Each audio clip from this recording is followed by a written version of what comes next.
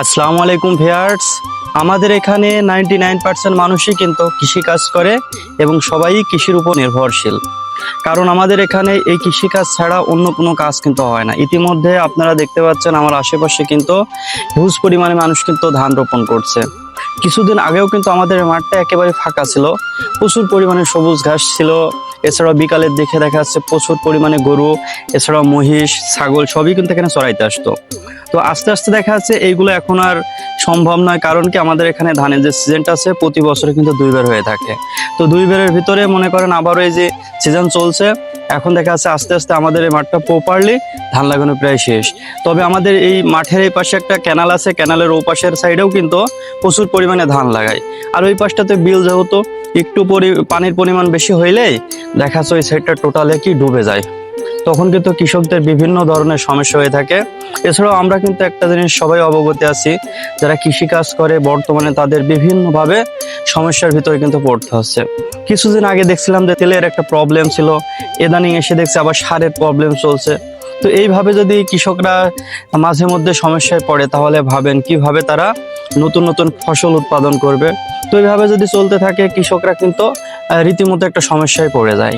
তারপরে এই যে ধানগুলা দেখছেন, এই ধানগুলা কিন্তু যখনই দেখা যাচ্ছে সচ্ছল হয়ে ওঠে, কাটার উপযোগী হয়ে যায়, তখন কাটার পরে বিক্রি করার যখন প্রয়োজন হয়, বিক্রি করতে গেলে দেখা যাচ্ছে এই ধানের প্রাইসটা খুবই কম। দেখা যাচ্ছে 1000 থেকে 1200 টাকা মন এই ধানের প্রাইসগুলো হয়ে থাকে।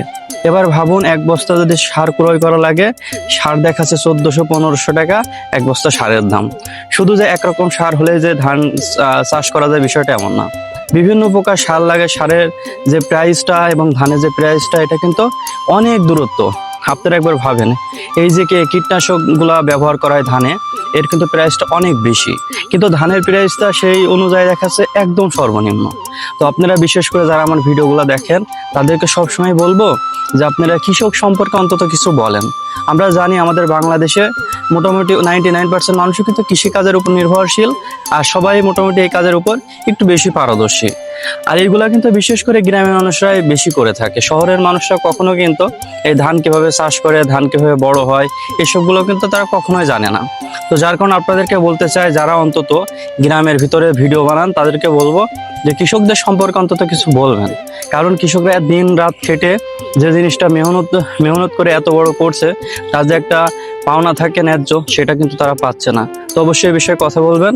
আর আপনাদের দোয়া ভালোবাসায় আমি একটা ইউটিউবে চ্যানেল খুলেছি, ইতিমধ্যে কিন্তু আমি এটা দিয়ে রাখছি বায়ুতে। আপনারা অবশ্যই চ্যানেলের ভিতরে প্রথমে ঢুকলে এটা পেয়ে যাবেন, ওখান থেকে আমাকে একটু ভালোবাসা দিবেন। কারণ আমি চাচ্ছি যে ইউটিউবের পাশাপাশি ফেসবুকে কাজ করতে, সব জায়গায় কাজ করাটাই বেটার আমার মনে হয়। তো সবাই ভালো থাকবেন, সুস্থ থাকবেন। আসসালামু আলাইকুম।